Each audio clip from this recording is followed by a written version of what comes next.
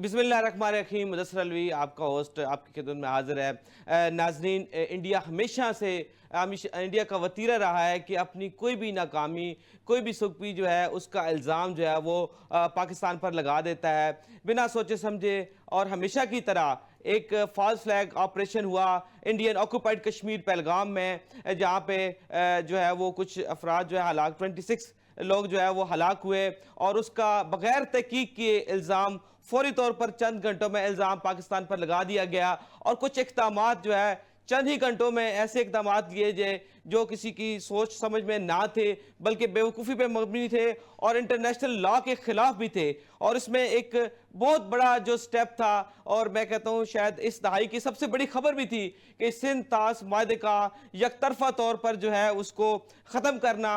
ये किसी तौर पर इंडिया के जो है वो ये चीज़ इख्तियार में नहीं है कि वो खुद से एक जो है वो वर्ल्ड बैंक की गारंटी मौजूद है और जो है इंटरनेशनल गारंटर मौजूद है, उनकी जो है वो गारंटी से ये एग्रीमेंट हुआ। और यूनिलैटरी इस जो मुआहदे से जो है वो इनहराफ जो है वो इंटरनेशनल लॉ की खिलाफ वर्जी है। आज इसी मौजू पे बात करेंगे। हमारे साथ मौजूद हैं मेजर जनरल जाहिद महमूद साहब, हिलाल इम्तियाज़ मिलिट्री, और जो है वो फौज को सर्व करते रहे हैं बड़े अरसा तक। और जहाँ तक मुझे इंफॉर्मेशन पता चली है, बल्कि इस वो जो दौरान ड्यूटी को हादसे में जो है वो अपनी वो टांग जख्मी हो गई थी उनकी, और वो उसके बाद भी सर्व करते रहेंगे। सर सलूट है आपको, वेलकम टू द शो। और हमारे साथ मौजूद हैं साबिक सफ़ीर अफगाना हाशमी साहबा, उनसे भी कुछ मालूमात लेंगे। जैसा आप पहले बताइएगा क्विक ब्रीफ कि ये इंसिडेंट जो पहलगाम में हुआ है एक्चुअली क्या है ये? जी, बिस्मिल्लाहिर्रहमानिर्रहीम। देखिए, एक्चुअली तो एक फॉल्स फ्लैग ऑपरेशन है जिसको मैं समझता हूँ कि इंडिया का पूरा एक डिजाइन उसके पीछे है। एक कासस बिलाए उन्होंने किया है और उसमें वो 4-5 चीजें अचीव करना चाहता है जी इकट्ठी। नंबर 1 तो वो ये अचीव करना चाह रहा है कि देखिए वो खुद एक स्पॉन्सर है एक प्रॉक्सी वॉर का, स्टेट स्पॉन्सर टेररिज्म का अक्रॉस द वर्ल्ड, और सबसे बड़ा उसका विक्टिम है Pakistan. Through their proxies by using Afghan soil, TTPs, BLAs, BRA, जो भी रेजिस्टेंस है बलोचिस्तान में, इवन कि अभी जो हमारी सोशल डिस्ट्रक्टिव मूवमेंट्स हैं उनके साथ भी उनके ताल्लुकात कायम हो चुके हैं जी, उनको भी वो यूज कर रहे हैं। ये तो पाकिस्तान के खिलाफ। फिर ट्रांसनेशनल में आप चाहे निजर का मर्डर हो कनाडा में, या गुरबंद सिंह का हायर फॉर प्लानिंग हो अमेरिका में, अमेरिकन अदालतों ने इनको इम्प्लीकेट किया है सबूतों के साथ। 5 आईज की रिपोर्ट्स हैं कि इनके जो इंटरनेशनल टेररिज्म में इनका जो रोल आ रहा है, इनका जो अंडरवर्ल्ड उसमें यूज हो रहा है, इनके जो सर्विंग रिटायर्ड ऑफिसर्स इंटेलिजेंस में काम करते हैं वो पकड़े जा रहे हैं, चाहे वो सीआरपीएफ के हों, चाहे वो यादव वो सीआरपीएफ का निकल नामी शख्स अभी एक चेक रिपब्लिक से ये पकड़ के लाए हैं। और हमारे पास तो we have there monkey, Kulbhushan Yadav की मैं बात कर रहा हूँ। ये एक चीज तो ये करना चाह रहा है कि ट्रांसनेशनल खुद चूंकि टेररिस्ट है तो ये अपने आप को एक विक्टिम कार्ड प्ले करना चाह रहा था। फिर ये फायदा उठाना चाह रहे थे अमेरिका की सपोर्ट का, जेडी वेंस का यहाँ पर होना। और 2000 के अभी बहुत उस पर बात हो चुकी है जब से क्लिंटन आए थे, और हमें सबको याद है। जी जी, और जय साहब, एक राइट मिनट अपनी हम मैडम को लाइन पे लेंगे, क्योंकि इनसे जो है वो मालूमात लेंगे कि सवादकारी के लिहाज से भी काफ़ी डेवलपमेंट हुई हैं। इंडिया ने भी जो है वो विड्रॉ किए हैं अपने सवादकार। अब क्या डेवलपमेंट आप देख रही हैं इंटरनेशनली, जो है वो पाकिस्तान कहाँ पे खड़ा है इस सूरत हाल में? बहुत शुक्रिया मुझे अपने प्रोग्राम में मदऊ करने के लिए।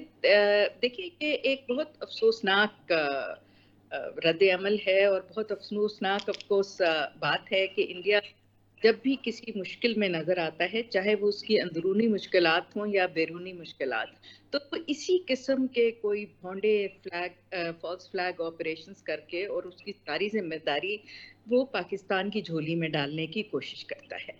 अभी देखिए जो वो क्या करना चाह रहे हैं। इस वक्त मोदी साहब को काफ़ी ज़्यादा प्रॉब्लम्स हैं खुद इंडिया के अंदर।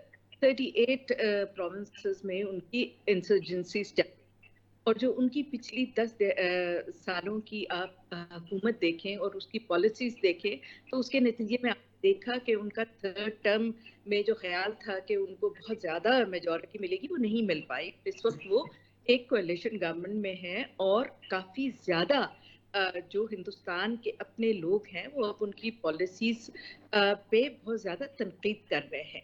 और ख़ास तौर पे जो मुसलमानों के साथ वहाँ हो रहा है और सिखों के साथ हो रहा है, और जम्मू और कश्मीर में तो खैर उन्होंने इंतहाई कर दी है। तो ज़ाहिर-सी बात है जो कांटे उन्होंने बोए हैं, उनमें फूल तो नहीं अच्छा निकले। मैडम, ये तो बताइएगा कि अब वो इंटरनेशनली नहीं, इंटरनेशनली क्या सपोर्ट मिलेगी इंडिया को किसी एडवेंचर के सुन सूरत लीजिए हाल में? आप क्या समझते हैं? जी, सुन लीजिए, इसीलिए उन्होंने बहुत मौका देख के ये फॉल्स फ्लैग ऑपरेशन किया है, क्योंकि वाइस प्रेसिडेंट अमेरिका के वहाँ मौजूद है और ऑलरेडी अमेरिका, कनाडा और बाकी यूरोप से उन पे बहुत क्रिटिसिज्म था कि इंडिया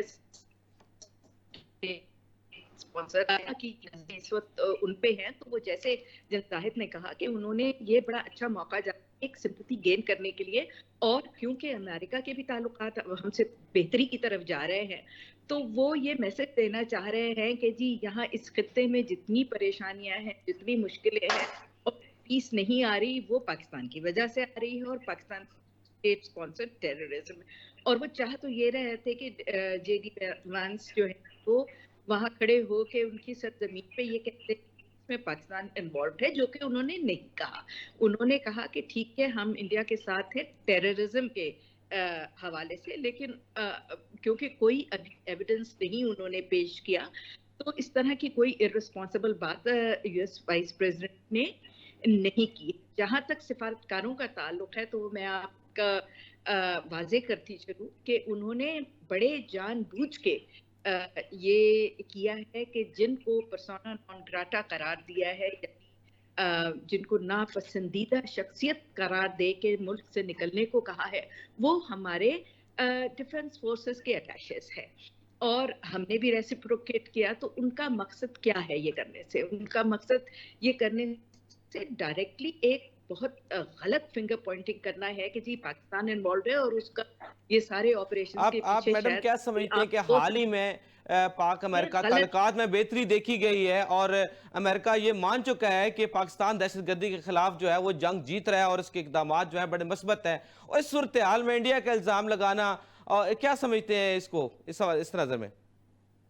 मैंने आपसे पहले ही अर्ज किया कि बिकॉज हमारे ताल्लुकात बेहतर होने की तरफ जा रहे हैं, तो उन्होंने सोचा कि ये वाइस, जैसे क्लिंटन भी जब आए थे तो उन्होंने सिखों का किस तरह, बल्कि उन्होंने अपनी किताब में भी लिखा है कि अगर मैं इस वक्त इंडिया में ना होता तो शायद इतने सिख जो हैं वो कत्ल ना होते। उसका भी इल्जाम पाकिस्तान पे, इस तरह तो उन्होंने समझौता एक्सप्रेस का भी इल्जाम जो है पाकिस्तान पे लगाया है। लेकिन देखिए इंटरनेशनल कम्युनिटी इतनी बेवकूफ नहीं है, और इंडिया तो चाहता है कि जहां भी पाकिस्तान के हालात बेहतर होने की तरफ जाए, जहां उनकी इम्पोर्टेंस इंटरनेशनल कम्युनिटी में बढ़ने की तरफ जाए, हमारी रेटिंग्स ठीक होने की तरफ जाए, तो वो अपने मसाइल से अटेंशन हटाने के लिए फौरन पाकिस्तान को ब्लेम कर देता है। और उसकी कोशिश यही थी ये करने से कि जी ना सिर्फ पाकिस्तान बल्कि पाकिस्तान के आर्म फोर्सेस को इम्प्लीकेट किया जाए, जो कि बहुत ही एक गलत है बात है। और हमने भी उसको बहुत कल जो हमारी सिक्योरिटी कमेटी की मीटिंग हुई है उसके अगर आप अलामिया पढ़ें तो बहुत क्लियर और अनएम्बिगुअस टर्म्स में पाकिस्तान ने कहा है कि पाकिस्तान की इसमें कोई इन्वॉल्वमेंट नहीं है और आप बगैर एविडेंस के इस तरह हमें एक्यूज नहीं कर सकते। और अगर जी मैडम, आप ऐसा करेंगे तो जनरल साहब ये बताइएगा, जनरल साहब ये बताइएगा कि जो ये फॉल्स फ्लैग ऑपरेशन जो किया गया है, इसके अगराज़ मकासद जो है वो क्या है और एक्चुअली वाकया है क्या आपके इंफॉर्मेशन में? देखिए अगराज़ मकासद तो अभी एम्बेसडर साहिबा भी बिल्कुल सही आपको बता रही थी, नगमाना साहिबा, और मैं भी पहले इसी का जिक्र कर रहा था। वो अपने कुछ पॉलिटिकल और स्ट्रेटेजिक ऑब्जेक्टिव्स अचीव करना चाह रहे थे। एक तो वो पाकिस्तान को जैसे अभी एक्सीलेंसी बता रही थी कि वो करना चाह रहा है कि जो हमारे ताल्लुकात बेहतर हो। देखिए शरीफुल्लाह का जब हैंडिंग ओवर हुई तो भारत को थोड़े से कान खड़े हो गए उसके कि यार ये जो पाकिस्तान की इंटेलिजेंस एजेंसीज हैं they are cooperating with the United States, इनकी कोई कोलैबोरेशन कोऑपरेशन है कि ये चीजें खामोशी से बैकयार्ड में हो रही थी जो हैंडिंग ओवर, बिकॉज आईएसआईएल जो है वो अफगानिस्तान में दोबारा रिसर्च हो रहे थे। अफगानिस्तान में ठीक है इंडिया अपनी प्रॉक्सीज बहुत सी यूज कर रहा है पाकिस्तान के खिलाफ, लेकिन उधर अफगानिस्तान एक इंटरनेशनल हब बनता जा रहा है to harbour the proscribed organisations या प्रॉक्सीज, जिनको दुनिया की कोई भी आगे फ्रेंचाइज होगी जिसने आगे पैसे उनको ज्यादा दे दिए वो उनको यूज करेगा। ISIS ये उसी सिलसिले की एक कड़ी थी। अब ये कोलैबोरेशन इनको सूट नहीं करता क्योंकि ये भी वहीं से ऑपरेट करते हैं। पाकिस्तान के खिलाफ हाइब्रिड की एप्लीकेशन है जी, प्लॉजिबल डिनाइबिलिटी उनको सूट करती है अफगानिस्तान की सरजमीन को, तो वो नहीं चाहता कि पाकिस्तान और अमेरिका के डायरेक्ट लिंक एस्टेब्लिश हो। वो अपना मीडियम बीच में रखना चाहते हैं, बीइंग दी सो कॉल्ड, जो अपने आप को वो कहता है कि मैं नेट सिक्योरिटी प्रोवाइडर हूं, बेसिकली वो वॉच डॉग है इंडो पैसिफिक स्ट्रेटजी में। तो वो सामने तो चाइना को रख के अपने यूनाइटेड स्टेट के साथ जो मिलिट्री या इस डोमेन में या जो स्ट्रेटेजिक डोमेन में रिलेशनशिप है वो सामने रखता चाइना को है, बट टारगेट उसका अल्टीमेटली हर चीज का टारगेट पाकिस्तान होगा, क्योंकि अमेरिका को तो चाइना को तो इस तरह चैलेंज कर नहीं सकता। पाकिस्तान के ऊपर उसको दबाव डालने की जरूरत इसलिए पेश आ रही है, वो पॉलिसी कैप्सुलेशन चाहता है। वो चाहता है कि पाकिस्तान कश्मीर से रिग्रेस कर जाए, खत्म कर दे कश्मीर के मसले को। वो चाहता है कि पाकिस्तान अपना न्यूक्लियर जमा करा दे, ये उसके ऑब्जेक्टिव्स। वो इंटरनेशनल कम्युनिटी की सपोर्ट इसलिए चाहता है। और दूसरा, मैंने जो पहले आपको बताया था कि वो खुद चूंकि टेररिज्म उनका लीड इंस्ट्रूमेंट ऑफ पॉलिसी बन गया, तो अपना मुंह छुपाने के लिए या अपनी चीजें छुपाने के लिए वो दूसरों पे, Pakistan is the easy prey, उस पे इल्जाम लगाना चाहता है। और अनफॉर्चुनेटली हमारे जो जंग थी अफगानिस्तान की, उसके साथ कुछ ऐसी चीजें जिसमें America was in the lead, और उनकी वजह से ये सारी चीजें बनी, मुजाहिदीन बने, सारा कुछ बना, और उसके बाद आप देख रहे हैं कि क्या हुआ, और पाकिस्तान उसके बाद सफर कर रहा है। तो देखिए इंटरनेशनल इंटरेस्ट होते हैं, हर कंट्री अपने इंटरेस्ट के मुताबिक कुछ ना कुछ चीजें करती रहती है। ये तो परमानेंट रहेगा। मैं तो इसको अपॉर्चुनिटी समझता हूँ पाकिस्तान के लिए, एक अपॉर्चुनिटी मिली है। पैनिक होने के बजाय हमें अपना वी हैव टू रीसेट, हमें दोबारा जो अपनी शतरंज है वो बेहतर तरीके से बिछाए और उस चीजों को एड्रेस करके इसको टैकल करें। जी अच्छा मैडम क्विकली बताइएगा कि गल्फ कंट्रीज से और चाइना से कितनी सपोर्ट जो है वो मिल सकती है पाकिस्तान को?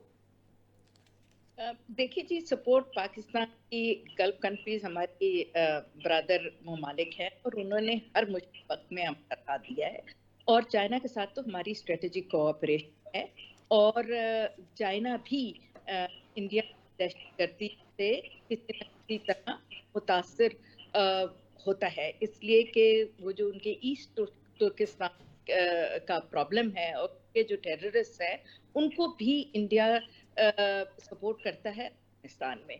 इसलिए चाइना को तो बहुत अच्छी तरह इंडिया की समझ है, और उन्होंने ऑलरेडी एक स्ट्रॉन्ग स्टेटमेंट दिया है। और आइंदा आने वाले दिनों में जैसे जैसे हकायक सामने आएंगे और जैसे जैसे ये बात रोज़े रोशन की तरह आया होगी कि ये इन एलिगेशंस में बिल्कुल कोई सदाकत नहीं है, उतना ज़्यादा आप देखेंगे कि ना सिर्फ हमारे दोस्त ममालिक, इंशाल्लाह कि इंटरनेशनल कम्युनिटी भी हमारे साथ खड़ी होगी, क्योंकि ये पहली दफ़ा नहीं है। ये कई दफ़ा मैंने पहले भी अर्ज किया कि समझौता एक्सप्रेस के केस में भी यही हुआ था, पुलवामा में भी यही हुआ था कि बेसिकली उन्होंने अपने बंदे खुद मरवाए थे। और मुसलमानों को भी समझौता एक्सप्रेस में ये आरएसएस के लोगों ने वो तखरीबकारी की थी, जिसका इल्जाम पाकिस्तान पे डाल दिया गया था। लेकिन पाकिस्तान इतना कमजोर मुल्क नहीं है, पाकिस्तान एक स्ट्रॉन्ग मुल्क है, एक न्यूक्लियर पावर है, 240 मिलियन के हम लोग हैं, और बड़े इम्पोर्टेंट खित्ते में मैडम हमारा होता है, और स्ट्रेटेजिक और पॉलिटिकल इम्पोर्टेंस है। जी बहुत शुक्रिया मैडम आपका, बहुत शुक्रिया मैडम आपका। एक वक्फे का वक्त हुआ चाहता है, और ब्रेक के बाद जो है हमें ज्वाइन करेंगे एक्स PM आज़ाद कश्मीर सरदार अतीक अहमद खान साहब हमारे साथ जुड़ी रही है।